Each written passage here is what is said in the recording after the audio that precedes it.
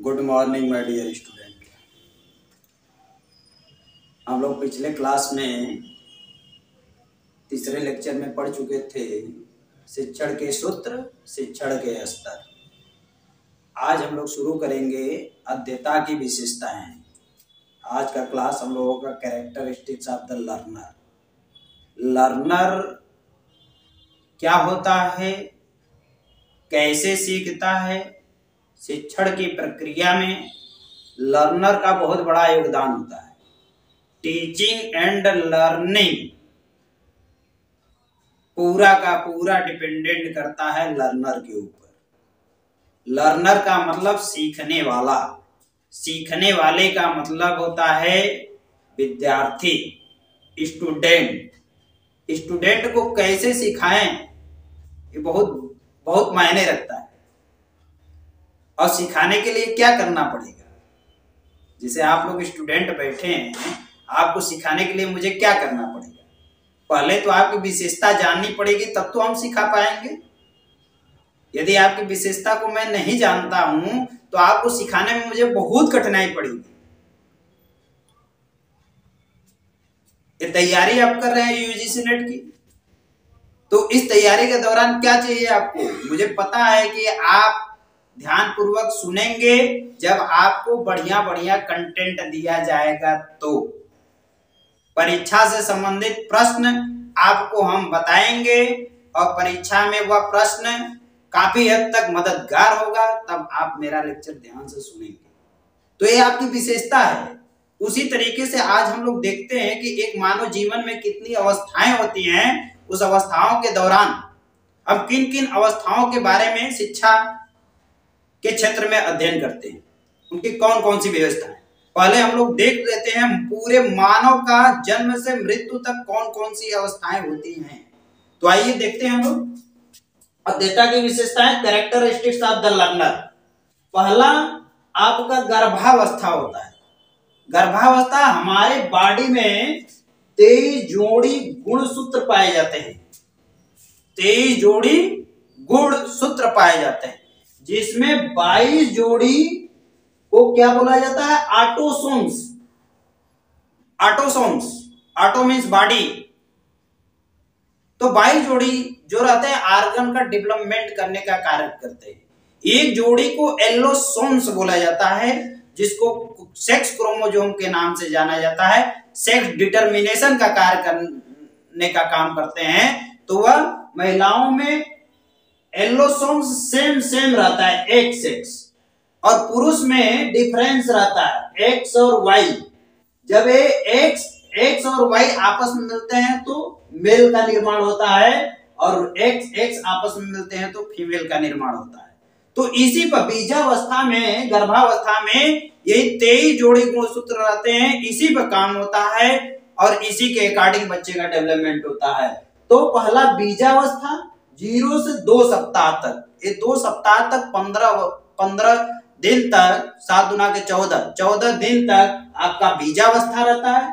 फिर उसके बाद भ्रूणावस्था 2 सप्ताह से लेकर 2 माह तक चलता है बीजावस्था। फिर उसके बाद गर्भावस्था, शिशुकाल, दूसरे माह से जन्म तक वह शिशुकाल। शिशुकाल का मतलब उसमें जीव पड़ जाता है। जीव पड़ने का मतलब हार्ट का निर्माण हो जाता है, ब्लड का सर्कुलेटरी सिस्टम चलना शुरू कर देता है, धीरे धीरे बोन का निर्माण, बॉडी आर्गन का निर्माण, ये सारे मतलब एक शिशु का रूप धारण कर लेता है।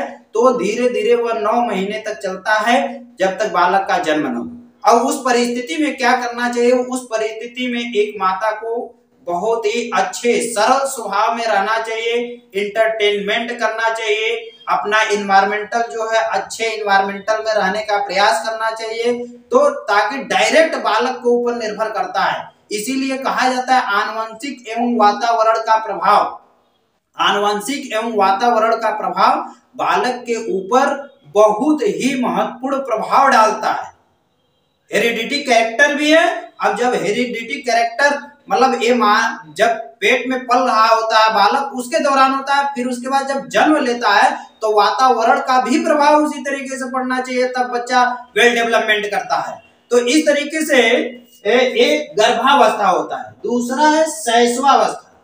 शैशवावस्था जब बालक जन्म ले लेता है, जन्म से 3 साल तक, इसको जन्म से 6 साल तक माना जाता है शैशवावस्था, लेकिन बाल्यावस्था का जब कैटेगराइजेशन कर दिया जाता है पूर्व बाल्यावस्था, तो ये शैशवावस्था जन्म से 3 साल तक, अर्थात 0 से 3 साल तक ही माना जाता है। और इस तरीके से पूछा जाता है कि शैशवावस्था का कितना कार्यकाल होता है, तो 0 से 6 वर्ष तक। कितना आयु सीमा, कार्यकाल में आयु सीमा कितना होता है, 0 से 6 वर्ष तक। और बाल्यावस्था को 2 भागों में बांट दिया जाता है, पूर्व बाल्यावस्था, उत्तर बाल्यावस्था। पूर्व बाल्यावस्था 3 से 6 वर्ष तक, उत्तर बाल्यावस्था 6 से 12 वर्ष तक।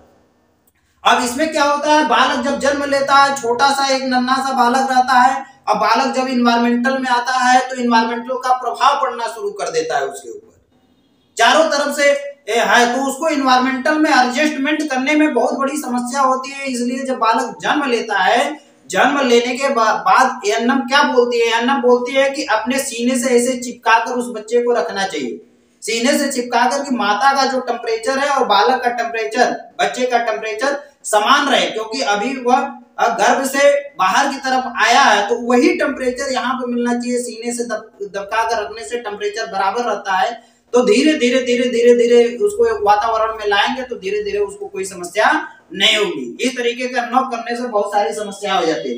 अब बालक जन्म लेता है, जन्म से 3 साल तक अंग प्रत्यंग का विकास, बोलना इत्यादि तीव्र गति में होना शुरू हो जाता है। अंग प्रत्यंग का मतलब अंग जो बॉडी है उसका, वो तीव्र गति से बढ़ना शुरू हो जाता है। देखते हैं आप 2-2.5 किलो का बच्चा रहता है, 1-1.5 महीने में 3 किलो, 3.5 किलो, 4 किलो का हो जाता है। तो इस तरीके से अंग प्रत्यंग का विकास होता है। धीरे धीरे वो बोलना सीख जाता है। वो बोलना का मतलब हाँ हूँ ना नू करता है, पूर्ण रूप से बोलता नहीं है, हूँ करता है, मुस्कुराता है। जैसे आप बोलेंगे बच्ची बच्ची तो मुस्कुराता है, देखेगा सब इन्वायरमेंटल में जो भी उसके घर में रहेगा, पंखा नाचेगा तो उसको देखेगा। इस तरीके से शैशवावस्था में जन्म से 3 साल तक। अब शैशवावस्था सीधा पूछेगा तो 0 से 6 वर्ष। अब आता है बाल्यावस्था। बाल्यावस्था में 2 कैटेगराइजेशन है, पूर्व बाल्यावस्था, उत्तर बाल्यावस्था।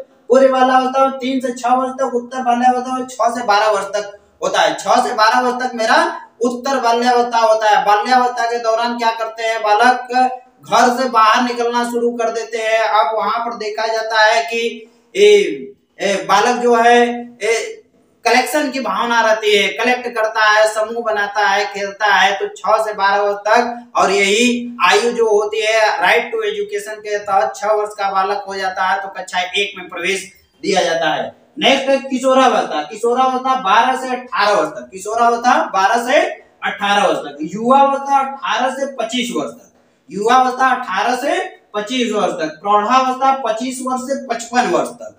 फिर वृद्धावस्था 55 से 70 वर्ष तक। जरावस्था जो है 70 वर्ष से अधिक। जरावस्था में मतलब बॉडी जीर्ण शीर्ण हो जाती है, कभी उसका सारे ऑर्गन फेल्योर स्थिति में चलते हैं, इसीलिए उसको जरावस्था के नाम से जाना जाता है कि अब बॉडी जीर्ण शीर्ण हो गई है, मतलब असहाय हो गया है, एक जगह बैठ करके और खाना पीना खाता रहता है।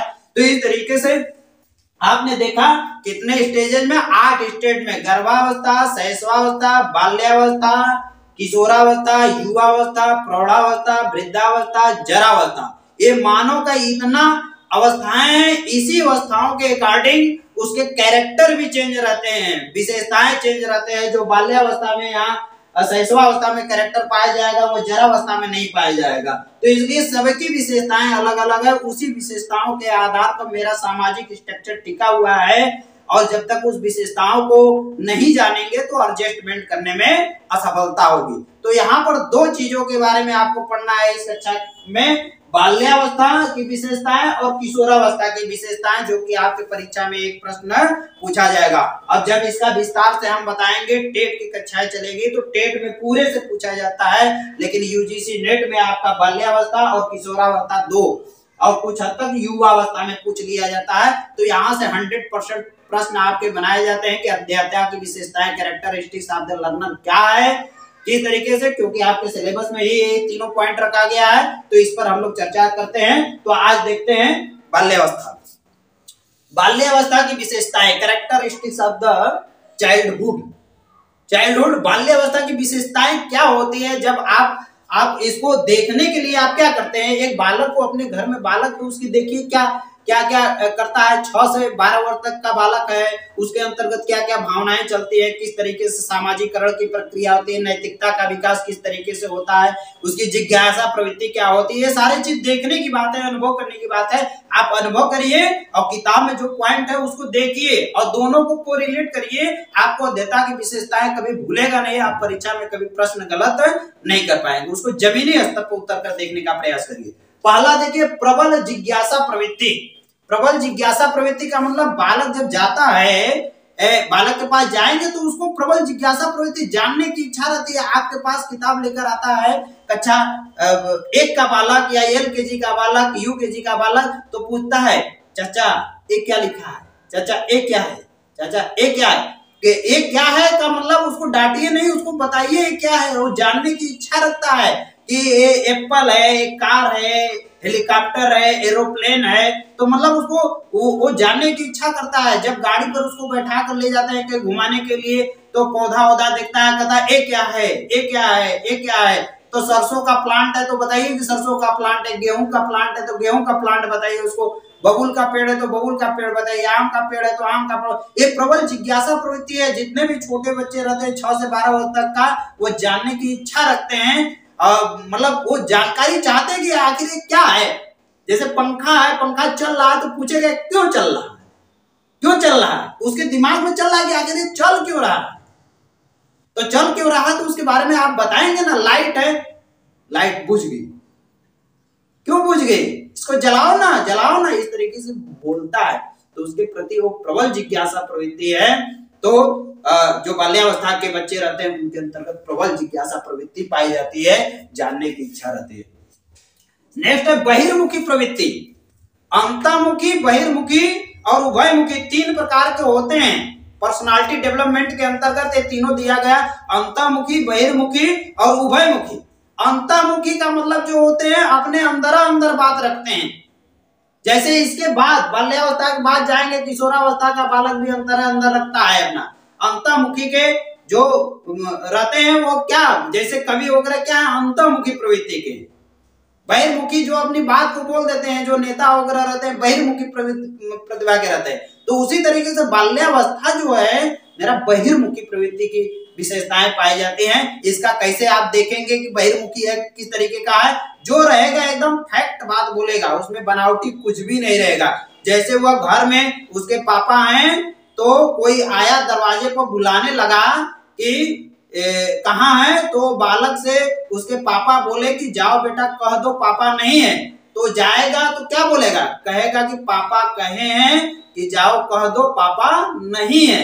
तो ये क्या होता है, ये बहिर्मुखी प्रवृत्ति होती है। बहिर्मुखी मतलब उसको बनावटी कुछ भी नहीं है, वो जो ओरिजिनल है वही बोलेगा। इसलिए लोग बाल्यावस्था के बच्चों से सतर्क रहते हैं। अगल बगल वाले पूछते हैं कि बच्ची तोर मम्मी कहाँ गई ले, तब वो क्या बोलता है, वो बोलता है मम्मी गई ले वैष्णो देवी का दर्शन करे। तो पूछता है बगलिया वाला कई दिन में आएगी, कई दिन में मम्मी यहाँ, तो वो क्या कहता है मम्मी 5-6 दिन में आई। 5-6 दिन में आई का मतलब अब उसको मौका मिला कि इसके घर में कोई नहीं है, तो बहिर्मुखी प्रवृत्ति के बालक के अकॉर्डिंग चोरी भी हो जाती है घर में। तो इस तरीके का बालक को ट्रेंड भी किया जाता है, लेकिन उसके स्वभाव में कोई बदलाव नहीं आता है।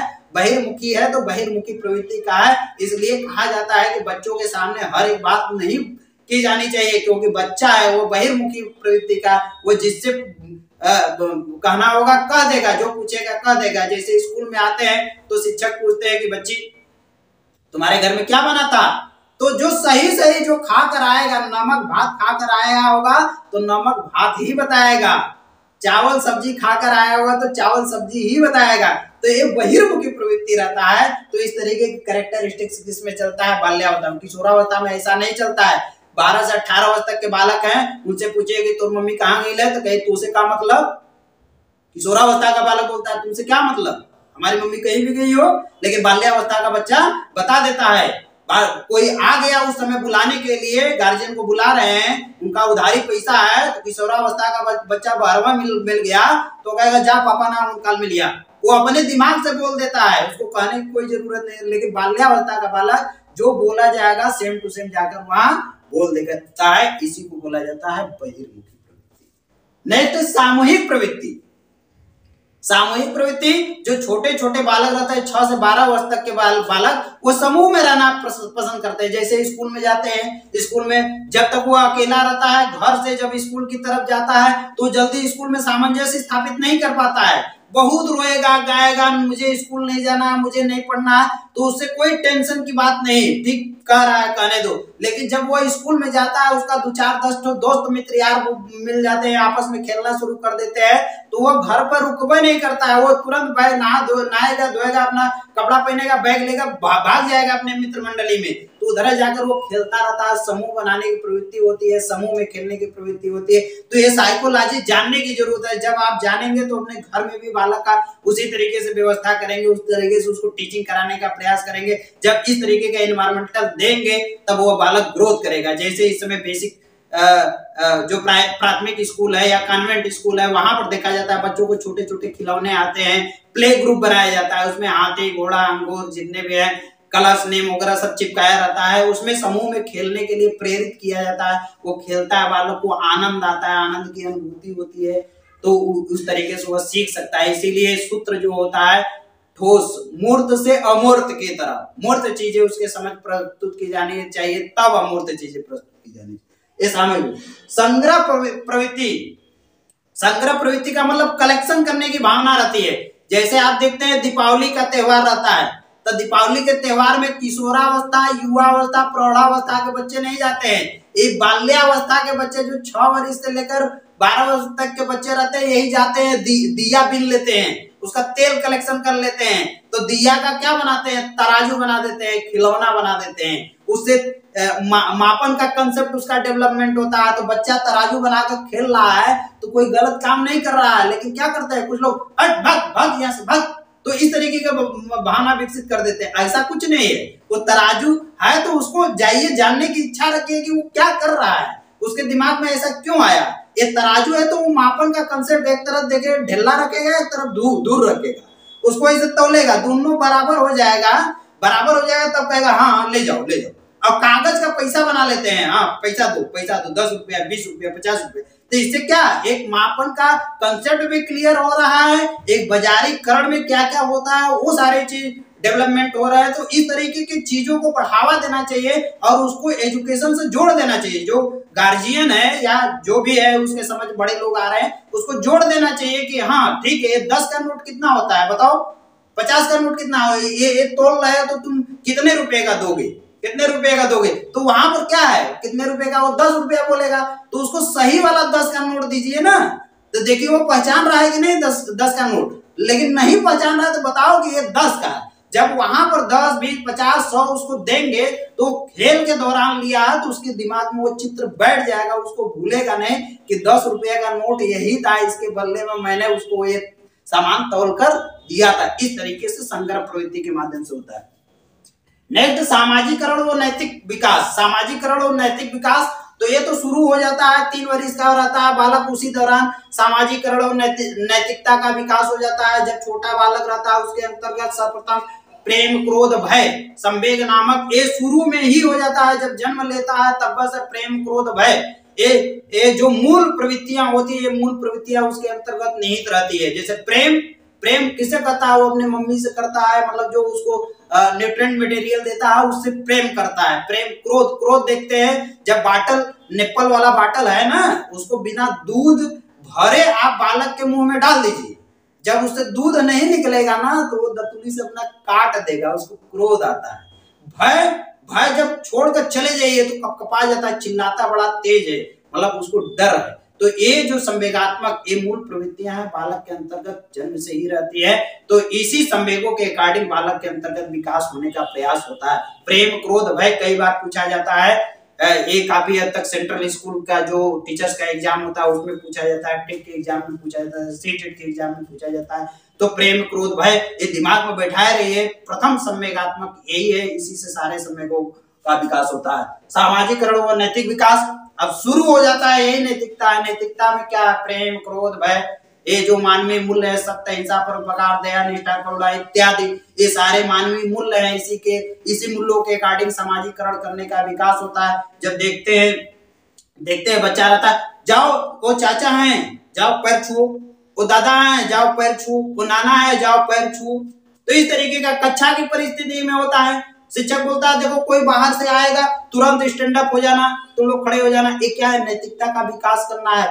तुरंत वो खड़ा हो जाता है, स्टैंड अप, वो सिट डाउन बोलते हैं, सिट डाउन बैठ जाते हैं तो बोलते हैं thank you sir, thank you sir. ये क्या है? नैतिकता का विकास करना है। प्रणाम सर, नमस्ते सर, गुड मॉर्निंग, ये सब क्या है? नैतिक भावनाओं का विकास करना है, बड़े छोटों का सम्मान करना है। सामाजिकरण की प्रक्रिया में बहुत बड़ा योगदान निभाता है। इसलिए बालक के अंतर्गत सामाजिक और नैतिक विकास यहाँ तीव्र गति में शुरू होता है। जो ये संस्कार 6 से 12 वर्ष तक के बीच में दे दिया जाता है, वही संस्कार उसके आगे की जीवन भर के लिए वह मूल्य के रूप में विद्यमान हो जाता है। इसलिए 6 से 12 हमारे कहने का मतलब आप 0 से लेकर 18 वर्ष तक के बालक को इस तरीके का संस्कार दीजिए ताकि उसके मूल्य इतना स्ट्रांग रहे उसके अंतर्गत कि उसको कोई चीज अडिग न कर सके, डिगा न सके उसको, वह अपने मूल्य के अकॉर्डिंग सबका सम्मान करता चला जाए। तो इस तरीके से बालक के अंतर्गत सामाजिककरण व नैतिक विकास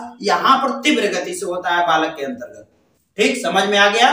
कैरेक्टरिस्टिक्स ऑफ द चाइल्डहुड, बाल्यावस्था की विशेषताएं, और इसी विशेषताओं को दिमाग में बैठाए रहे। एक आध क्वेश्चन आपसे यहीं से पुट अप कर लिया जाए। अब देख लेते हैं हम लोग बाल्यावस्था में शिक्षा का स्वरूप क्या है। बाल्यावस्था में शिक्षा का स्वरूप, शिक्षा बाल्यावस्था के बच्चों को शिक्षा कैसे देंगे? क्योंकि यही उम्र है जब वह कक्षा 1 में प्रवेश करता है। राइट टू एजुकेशन 2009 के तहत भी बताया गया है कि जब 6 वर्ष तक का बालक हो जाता है तो उसको कक्षा 1 में एडमिशन दिला देना चाहिए। फिर उसके बाद आंगनबाड़ी सेंटर भी चलते हैं। आंगनबाड़ी सेंटर में प्री प्राइमरी जो कॉन्वेंट में चलते हैं वो 3 से 6 वर्ष तक के बालक के लिए अध्ययन कराने के लिए रहते हैं। लेकिन कक्षा 1 में वह स्कूली शिक्षा में प्रवेश करता है, 6 वर्ष का हो जाता है तभी। तो इसीलिए इसको आरंभिक विद्यालय की आयु बोला जाता है। आरंभिक विद्यालय की आयु, इसमें क्या करता है? बालक की आयु विद्यालय जाने के लिए सुटेबल होती है, वहां पर जाता है, उसका माइंड भी थोड़ा डेवलप हो जाता है, 6 वर्ष का हो जाता है, शारीरिक रूप से भी हो जाता है। और छोटे बच्चे रहते हैं, छोटे बच्चों को यदि प्रेशर बार बार दिया जाता है तो उसके अंतर्गत कहीं ना कहीं नकारात्मकता भर जाती है। जब वो मैच्योरिटी स्टेज में आता है तो देखा जाता है कि वो बहुत तीव्र गति से सीख रहा है। यदि आप 3 वर्ष का है, उसको बार बार सिखाने का प्रयास कर रहे हैं तो वहां नहीं सीख रहा है वो। लेकिन वही 6 वर्ष का हो जा रहा है, जब सिखाने का प्रयास करेंगे तो देखेंगे वो तीव्र गति से सीखना शुरू कर जाएगा। ए से जेड तक 10 दिन में वो सीख कर खाली हो जाएगा। लेकिन वो जब छोटा है तो ए से जेड तक सिखाने का प्रयास कर रहे हैं तो ए से जेड तक वह उतना तीव्र गति से नहीं सीख पाता है। इसलिए इसको आरंभिक विद्यालय के आयु बोला जाता है। इसमें विद्यालय जाने के योग्य हो जाता है, विद्यालय में भेजा जाना चाहिए। नेक्स्ट, उचित विषयों की छंटनी। पढ़ाने के दौरान बालक को क्या दिया जाना चाहिए ताकि उसके लिए रुचिकर हो? वो उचित विषयों की छंटनी कर लेनी चाहिए। छंटनी करने के पश्चात जब आप देंगे, छंटनी करने का मतलब उसका लेसन प्लान बना लेना चाहिए, शिक्षण सामग्री का चयन कर लेना चाहिए, शिक्षण विधियों का चयन कर लेना चाहिए, तब उससे देंगे तो बालक के अंतर्गत अधिक प्रभावशाली होगा। नेक्स्ट, रुचिकर विषय वस्तु। रुचिकर विषय वस्तु का मतलब उसके समझ ऐसा दिया जाना चाहिए कि रुचिकर हो। ऐसा आप मत दे दीजिए कि वो बोर होना शुरू हो जाए। जैसे आपको कलर्स नेम याद कराना है तो कलर्स नेम कैसे कराएंगे? याद हो जाएगा बालक को। जैसे roly poly we can see, red red red, तो इस तरीके का रेड रेड रेड रेड बोल रहे हैं तो उसके तो दिमाग में बनेगा, वो एक्टिविटीज कर रहा है ना। Roly poly we can see, blue blue blue, roly poly we can see, black black black, roly poly we can see all colour. तो इस तरीके से क्या ये रुचिकर है, उसके पास ऐसे प्रेजेंट किया जा रहा है तो रुचिपूर्वक वो एक्टिविटीज में कर रहा है। अब इसके माध्यम से वो क्या सीखा?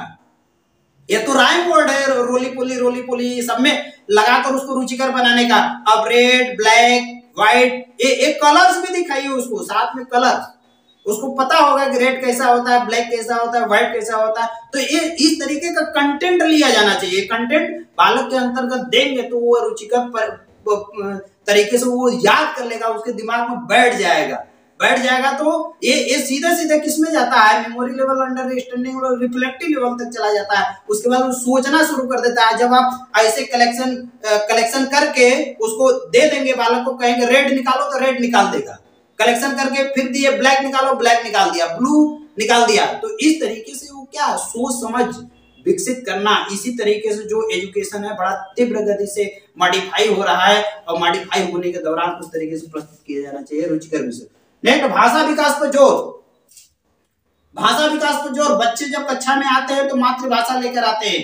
मातृभाषा का मतलब गांव वाली भाषा रहती है। तो बालक का विकास करने के लिए उसको क्या करना चाहिए, उसी की भाषा में बात करना चाहिए। आप खड़ी वाली बोली बोलेंगे तो बालक नहीं समझ पाएगा। तो उसको बुलाइए अपने पास, बुलाइए, बच्ची या आज क्या खाकर आए हो, मम्मी का बनौले रहनी, मम्मी का बनौले रहनी, तो बताएगा दाल भात चोखा। तो उसके मातृभाषा में बात करिए, फिर उसको मानक भाषा जोड़ने का प्रयास करिए।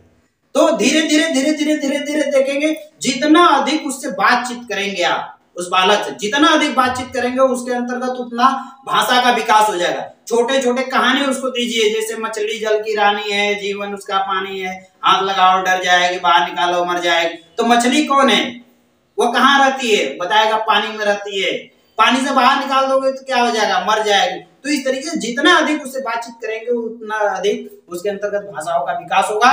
तो इस तरीके से भाषा विकास करने के लिए कक्षा को एक भाषाई इन्वायरमेंटल देना चाहिए, शिक्षक को इन्वॉल्व होना चाहिए, अधिक से अधिक उसको बोलने के लिए प्रेरित करना चाहिए, उससे बातचीत करना चाहिए, उससे सुविचार बुलवाना चाहिए, उससे समाचार बुलवाना चाहिए। ये सब क्यों होता है, प्रार्थना सभा में सुविचार बुलवाया जाता है, समाचार बुलवाया जाता है, पेपर को पढ़वाया जाता है, किताब को पढ़वाया जाता है, भाषाई विकास करने के लिए। तो भाषाई विकास करने के लिए छोटे बच्चों के लिए अधिक से अधिक क्या करना चाहिए, उससे अधिक से अधिक बातचीत करना चाहिए। बातचीत जितना अधिक से अधिक करेंगे उसके अंतर्गत भाषाई विकास होगा। नेक्स्ट है पाठ्य सहगामी क्रियाओं की व्यवस्था। पाठ्य सहगामी क्रियाओं, विषय वस्तु को चलाने के लिए, मतलब उसको समझाने के लिए पाठ्य सहायक सामग्री का प्रयोग करना चाहिए। सहायक सामग्री, सहायक सामग्री का मतलब होता है उसको, जैसे एप्पल है, एप्पल तो एप्पल दिखाना चाहिए, बनाना है तो बनाना दिखाना चाहिए, मैंगो है तो मैंगो दिखाना चाहिए, पाइनएप्पल है तो पाइनएप्पल दिखाना चाहिए। तो जब वो देखेगा तब तो एक पाठ्य सहगामी क्रिया है। इस तरीके से सब में होता है। ठोस द्रव गैस पढ़ा रहे हैं तो ठोस चीज रखिए, द्रव रखिए, गैस रखिए, तीनों रखिए ना, तब उसको समझ में। गुब्बारा में गैस भर दीजिए, मिट्टी का तेल ले लीजिए, इधर ईंट रख दीजिए, तो अच्छा एक ठोस है, एक द्रव है, एक गैस है। तो इस तरीके का जब होता है तो बालक के दिमाग में बन जाता है, उसी को पाठ्य सहगामी क्रिया। संवेग का प्रशिक्षण, वेरी वेरी इंपॉर्टेंट। बाल्यावस्था संवेगात्मक विकास की अनोखी अवस्था है। संवेग का जितना वो प्रदर्शन कर रहा है करने देना चाहिए, उसको रोकना नहीं चाहिए।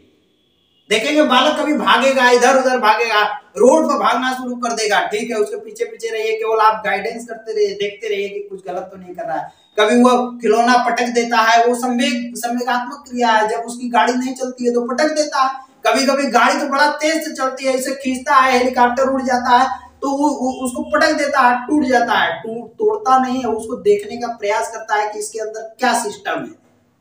जो बताया ना जिज्ञासा प्रवृत्ति, उसके अंतर्गत जिज्ञासा रहती है, आखिर ये चल क्यों रहा है, कैसे चल रहा है, कैसे चल रहा है। वो घर वाले क्या करते हैं, पट पट मारते हैं उसको, 100-150 रुपया का तोड़ दिया, लेकिन उसकी वहां पर क्या है, वहां पर ये देखना चाहता है कि इसके अंदर है क्या, जिसके कारण वो उड़ रहा है। उस कंसेप्ट को पकड़ने का प्रयास करिए। जब उसको पकड़ लेंगे, उसको खोल कर दिखा देंगे, तब वो जान जाएगा। तो उसी जब ऐसे बालक जिस तरीके का ऐसा विचार रखते हैं ना, तो वो आगे चलकर मैकेनिक वगैरह का कंसेप्ट उसके अंतर्गत काफी डेवलपमेंट हो जाता है, मैकेनिक वगैरह बनने के लायक हो जाते हैं। तो इसी तरीके के बालक आगे चलकर विकास करते हैं।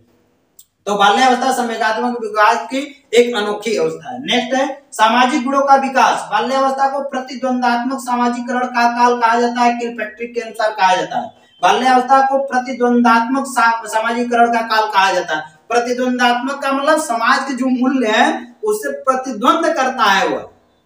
आप कहेंगे जो बच्ची ऐसा सामान ले आओ, तो कहेगा नहीं न लिए। कहेंगे जो खाना खा ले, तो कहे न खा। आप कहेंगे कि ठीक है जाने दो, नहीं खाएगा, उसका खाना मेरे पास लेते आओ, तो कहेगा नहीं हमारा खाना चाहिए। ये क्या है, प्रतिद्वंदात्मक काल बोला जाता है। जो आप कहेंगे वो नहीं, ये नकार प्रवृत्ति रहती है बालक के अंतर्गत। जैसे दूध नहीं पीता है, ठीक है लाओ रोशनी का दूध मुझे दे दो, मैं पी जाऊंगा, तो कहेगा नहीं नहीं हम आप दूध पिए। वो कर किताब है, जाए दो न पढ़ी, दे दे दूसरे की। दूसरे के तो कहीं नहीं नहीं हमारी किताब चाहिए, मतलब उसके अंतर्गत भावना भर देनी चाहिए कि ये मेरा चीज है, तो मेरा चीज है जिस दिन समझेगा वो किसी को नहीं देगा। तो नकारात्मक भावना उसके अंतर्गत चलती है। ये सामाजिकरण में बहुत बड़ा योगदान है, हंसी आती है उसमें, बालक के अंतर्गत देखा जाता है बहुत लोग उसका एंटरटेनमेंट करते हैं बालक के साथ। वो जो कहता है अच्छा गाना गाओ, नहीं गाएगा, दूसरा गाना शुरू कर देगा तो वो भी गाना शुरू कर देगा, दूसरा डांस करता है तो वो भी देखकर डांस करना शुरू कर देगा। ठीक है तुम नहीं डांस करोगे तो कहेगा नहीं नहीं हम करब करब। तो इसी को बोला जाता है सामाजिक। नेक्स्ट है रचनात्मक कार्यों का अवसर। रचनात्मक कार्यों का अवसर का मतलब जो रचना करने वाली है उसको दीजिए ना, बालक को दीजिए, रचना करेगा। देखेंगे जो छोटा बालक है क्या करेगा, ऐसे ऐसे ऐसे ऐसे खींचता रहेगा, उल्टा सीधा खींचेगा, ये रचनात्मक कार्य। अब इसी में देखेंगे कुछ बढ़िया चीज उसके पास दे दीजिए, एक तो आप गुलाब का फूल बना दीजिए इधर का,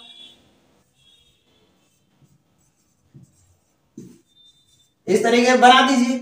अब देखेगा तो वो भी सोचेगा कि मैं भी बनाऊं ऐसा। सब के सब बनाते हैं, उसमें देखते हैं कुछ बढ़िया बना लेते हैं, कुछ खराब बना लेते हैं, लेकिन बनाने को सब बनाते हैं। तो इस तरीके का रचनात्मक कार्य जो बच्चा जिस लेवल का है उसके लेवल का उसको रचनात्मक कार्य दिया जाना चाहिए। जितना वो रचनात्मक कार्य देंगे उसके अंतर्गत उतना मौलिकता का विकास होगा, रिफ्लेक्टिव माइंड होता चला जाएगा, उसके माइंड पर उतना बल पड़ता चला जाएगा। तो रचनात्मक कौशल के अकॉर्डिंग आगे की तरफ बढ़ते चले जाते हैं। तो बाल्यावस्था के बच्चों को स्वतंत्र छोड़ना चाहिए, रचनात्मक कार्य करने का अवसर दिया जाना चाहिए, जिसके कारण उसके दिमाग में अग्रसर वृद्धि होता है। नेक्स्ट पर्यटन एवं भ्रमण की व्यवस्था।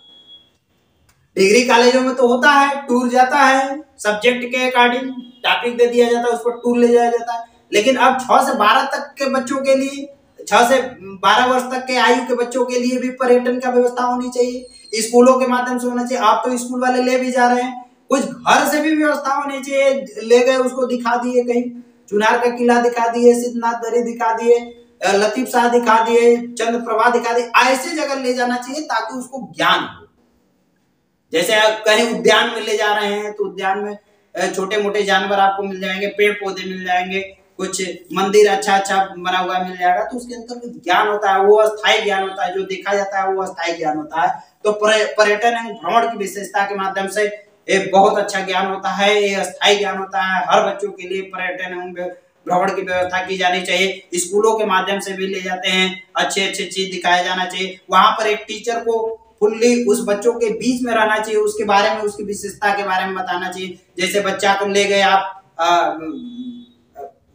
एक ट्री के बारे में बता रहे, पेड़ के बारे में, पेड़ के बारे में, उसका पत्ती कहाँ है, तना कहाँ है, जड़ कहाँ है, फल कहाँ है, फूल कहाँ है, ये सारे चीज। तो आप उसको खेत में ले जाएंगे तो जान जाएगा कौन कौन से भाग होते हैं वृक्ष के, पौधों में क्या अंतर होता है, वृक्ष में क्या अंतर होता है, पेड़ किसे कहते हैं, पौधा किसे कहते हैं, उसकी जड़ें कैसी होती है, उसकी पत्तियां कैसी होती है, उसके फूल कैसे होते हैं, उसके फल कैसे होते हैं, जान जाएगा। आप नहीं ले जाएंगे, उसको नहीं दिखाएंगे तो नहीं जान पाएंगे। कॉन्वेंट स्कूल के बच्चे तो बड़े बड़े हो जाते हैं, वो सरसों का पौधा जानते ही नहीं कि सरसों का पौधा कैसा होता है, मटर का पौधा कैसा होता है, टमाटर कैसा होता है, कहाँ से आता है, अरहर का पौधा कैसा होता है, नहीं जानते हैं क्योंकि वो भ्रमण नहीं किए।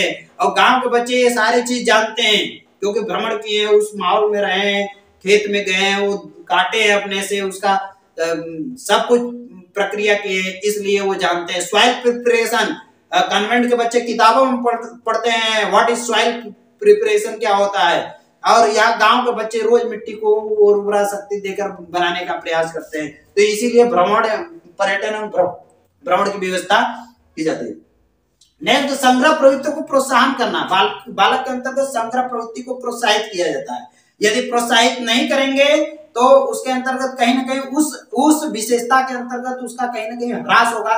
संग्रह प्रवृत्ति को प्रोत्साहित करना चाहिए। ऑटोमेटिक वो बच्चे करते ही है। जैसे छोटा बच्चा घर में देखते हैं बहुत गाड़ी लेकर रखता है, बहुत गुब्बारा लेकर रखता है, जहां से पाएगा रखा रहेगा, उसका देखेंगे कार्टून पूरा भरा रहेगा।